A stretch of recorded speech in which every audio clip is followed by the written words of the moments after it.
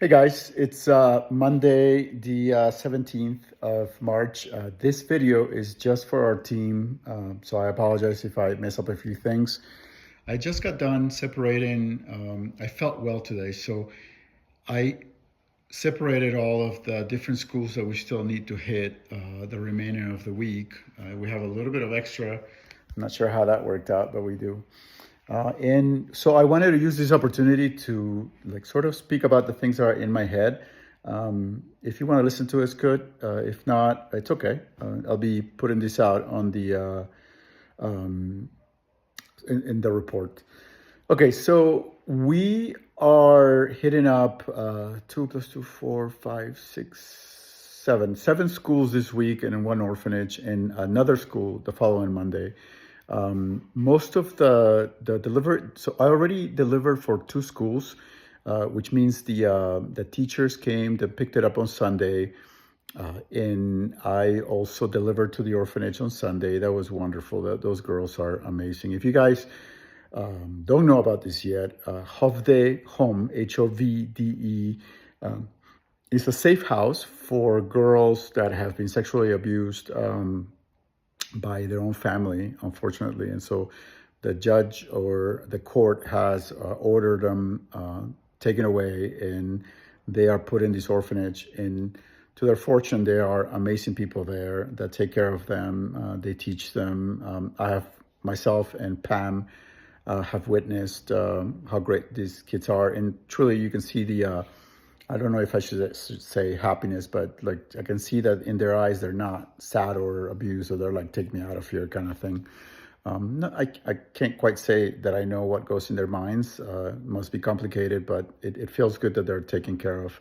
Anyways, I went there. They have 20 girls, and I delivered to them, personally gave them their materials and their postcards as well. But the remaining of the week, I'm starting to realize some things. One of the more important things is that I don't think I want to grow anymore in Peru.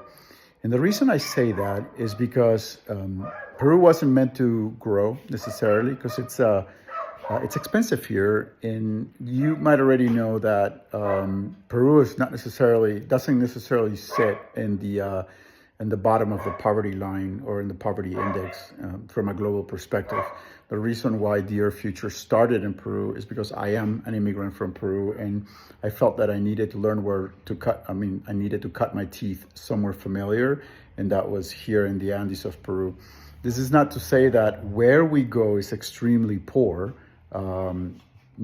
Probably not as poor as what you would find in Africa, but still the children, the families don't necessarily have one access to the school supplies and to money to buy the school supplies. So they would have to sacrifice some things because they live on a traditional economy. They basically trade, right? So I'll trade you my chicken for some money, or I'll sell you chicken. Or when they're able to bring their vegetables down to town, which is often, they trade it for money. But it's not enough to like, break the bank and go buy school supplies. So we're in the right place. However, in the global perspective, we're not. Peru doesn't sort of like show that it's going to grow, that we should grow too much here. I do have an avenue that I want to grow, and that is in Cusco, but I don't want to grow it too much. It's an experiment I want to run to try to join tourism in Cusco with charity. Because I think we will be able to bring people to Cusco, to Peru better if they knew they're going to Cusco. And so on this trip, I'm going to be going there to visit or find. Actually, I don't even know. I have the town where I'm going to. It's in the mountains, but I don't know yet where it is. I've never been there. And so I'm going to be visiting it next week to next Friday to see if this matches what we're working with. Okay, so going back to the basics, I don't want to grow Peru too much, except for the Cusco site, which will be maybe 1 to max 3 schools, because the kids here aren't necessarily getting everything that they should be getting yet. And so if we're going to keep adding schools, we're going to be taxing our funds quite a bit. Peru's not cheap. And so I think the better way to do this is to just sort of focus on the schools that we are already working on. Let me introduce you to Scott. This is not Scott, this is Scott. Hey, Scott. And so, look at this guy. And so if we're not going to grow in regards to more schools and more children, because it's going to tax our funds quite a bit, I think that we should grow it enough that we give the right amount of things to the children that we actually work with. I don't mean we need to give them everything, but I think that there's a little bit more that we can sort of tie up to be complete. And then once we reach that point, then we sort of the next step for that is to make sure that we have enough for those schools to grow. So at this point, we are only supporting the amount of students that came last year.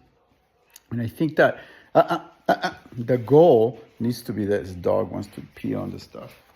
The goal is to make sure that we incentivize more children to come to school, because there are many kids that are not going to school in this area.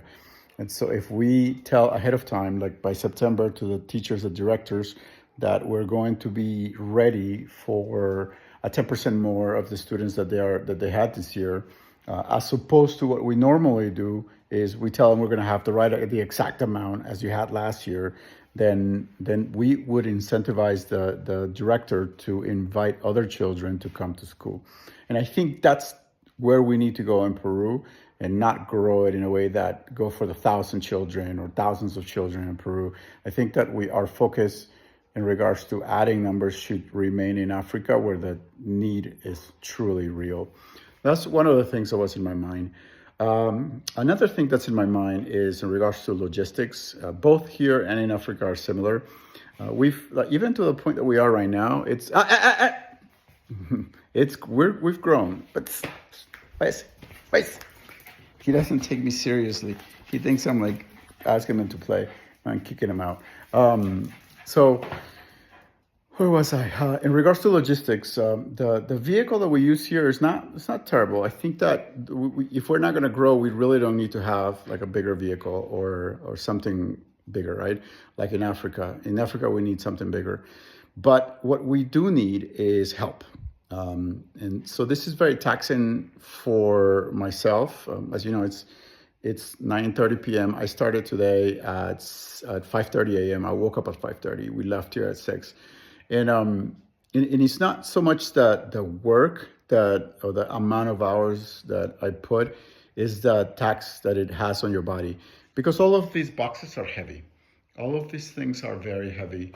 And so these were all here, all lined up, and I separated them in groups. And so moving those very heavy notebook boxes is really taxing on the body. And I think that what I needed to do, or what I need to prepare for in the next trip, is to be able to hire a hand to help me on a day-to-day basis.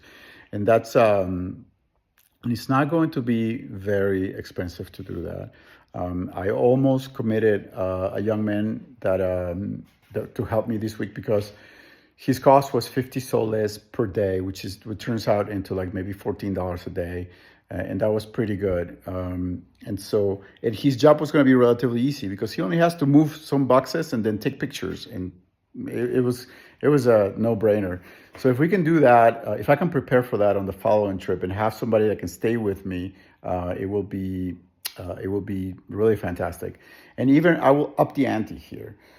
Tito is our driver, and Tito has been doing this with us now for 2 years straight. He has driven us and helped. You will see pictures of him. I got him one of the Dear Future jackets. I got him embroidered and all that stuff. Like the guy, he's part of the team. He gives away, he separates everything. He does it like happily.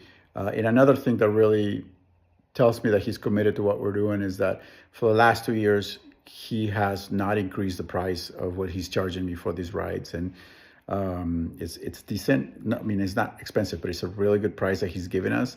And he just hasn't increased it. But I do give, if you look at our invoices, I usually leave up to like 100 or 150 soles. Maybe what is that, like $50 more on his pay. I do it as a tip, but like the guy does everything for us. Like before he had appendix surgery, he helped us move the boxes, and even now he's like I tell him, dude, stop. Like, don't do that. We got kids that can come help us. He's really committed. What I'm going with this is that I think Tito, by either next year or maybe the following, can be challenged to do one of these giveaways on his own. And I mean challenged, but also incentivized, right? Because he's not a volunteer. He would need to be paid. So on top of the pay that we would give him to drive, like which would be the same, I don't know if the same or maybe a little bit more for driving, we could also incentivize him or give him a stipend or even a daily wage to make the delivery himself. And with that, we can also hire a person that he can trust. It could even be his wife, because his wife loves to do this stuff. And if we give them a husband and wife chance, they might kick it out of the park, man. And for the same cost, for the same price that we're doing, I think it could really work out. And we would, if we try it once, what I can do, and I'm sorry I'm putting this onto video just to remember, what I can do is come in December, where we normally come to buy materials, so as normal, and instead of just buying an inventory and only, I can come, inventory, and separate it into individual sections so it's ready for March when Tito comes. And all he has to do is just go, okay, all of these say Visag or Yanayak or whatever, the school name, I got to take these boxes, And I would have to do a really good job of making sure that I inventory it well and make sure that we have the right amount of books and sort of give him guidelines to this. But I really think that he could be capable of doing this. He's really timid. He's afraid of messing up. He told me, he's like, no, man, you do it. I don't want to mess up. I was like, bro, just do it. I'm right here next to you. No, he doesn't mess up. He's actually better than me in most of it. So that's it. That was those two ideas. I have others. So logistics would be that in regards not growing Peru. So the idea is not for you guys to know that I don't want to grow Peru. I don't want to aim to growing. I have one last thing. We give at the end of the year, we give this sweet bread to the children and families, one per family, and they really love it. And I just have torn emotions about it, because like the sweet bread container, or like the little bag itself, says this is not good for your health, has a high content of sugar, and so it really tears me up. But it's a customary thing. It's not necessarily, if we don't get it as a gift for them, they're gonna get it somehow. They will sell a guinea pig to buy one of these sweetbreads. And so what we do is we give it to them as a gift, because my idea initially was the fact that we do this other program of hygienic pets in Africa, and we don't really have a balancing act here in Peru. So, but I'm really torn, because I really want to transition towards dental hygiene work. And I've been doing research, and I found out that the local nurses in the regions, in the villages far, they do fluoride treatments yearly to most kids. Unfortunately, their teeth are really bad. Here in Peru, like, I guess as Peruvians are not really known for having good teeth. Like in Africa, like those kids don't even brush their teeth, and they're like amazing, beautiful, white, and just like the most amazing smiles, straight and everything. It's like they don't need braces. Here, not so much. Our teeth really decay. And I think they do this fluoride treatment. My initial thoughts was that we might be able to do like a clinic to do fluoride treatments, but that's just not a good idea because it's already done. But the option, which is very similar to what we do with school supplies, is that we can give the children, along with either school supplies or at the end of the year, maybe a couple tubes of toothpaste, or a couple tubes of toothpaste and a couple toothbrushes, 2 or 3 toothbrushes per child. I don't know what the cost of it, so I don't know how much this investment would cost us. But I think it would be a transition towards, instead of giving them super sweets, like do something that is good for their teeth. Now, I know they're going to hate us for that. I interviewed one of the teachers today to see what her opinion was on this. And her face went sad immediately when I said, what do you think if I stop giving sweetbread and instead give the children dental hygiene? And she was like, They really love the bread. It really has a good impact on the kids. So I don't know, maybe we could study the idea or the possibility of doing both. I think it still would balance to what we do in Africa with hygienic pads for girls. That's something I'm going to study. Okay, in recap, thank you for listening to me, first of all. What you guys do may seem simple or mundane, but you guys support the mission. You know that technically and theoretically and practically and everyly, this company cannot run alone, and I cannot make decisions and things on my own. And you guys really like help me when you pitch in, and one, gives me ideas. So you guys are giving me ideas. Two, help us fundraise, and three, help us like put the decisions on paper. I want to thank every single one of you guys for that. And so, in recap, one, logistics. It's taxing. I don't want to grow I don't want to grow the amount of children that we do in Peru too much more. Only enough to support for the teachers, the principals to invite new children in to grow their so it wouldn't be any more than maybe 10% of what plus 10% of what we currently do. Two, dental hygiene, potentially giving them 2 tubes of toothpaste and toothbrushes. I want to study that. I have been studying it. Potentially stopping the sweet bread that we do in Peru, or looking at the possibility of doing both. Would that be like a net neutral if we do teeth hygiene and the sweet bread? I don't know. Let's see. I've said a few things here. Thank you for listening. If you listen to me, thank you for listening. The plan for this week, we started today. We delivered to 2 schools today. Over the weekend, we handed to 2 more schools and 1 orphanage. So the principals came and picked up, for the 2 schools, came and picked up their things because they were going to be on the backside of our giveaway. And I don't want to have the children to wait for an entire week when their school started today. And so the principals will be giving out. One of them already sent me pictures. The other one, Esmeralda, who's our volunteer here, she's organizing that. And then tomorrow is one school because of the distance. Wednesday is 2 schools that are very far away. That's our heaviest day. However, they're right next to each other, and making them 2 different days would be like a long, long time. So 2 schools on Wednesday, 1 school on Thursday, and another far, far away school on Friday. I'll spend the weekend here to take or receive postcards that the kids will be doing over the week.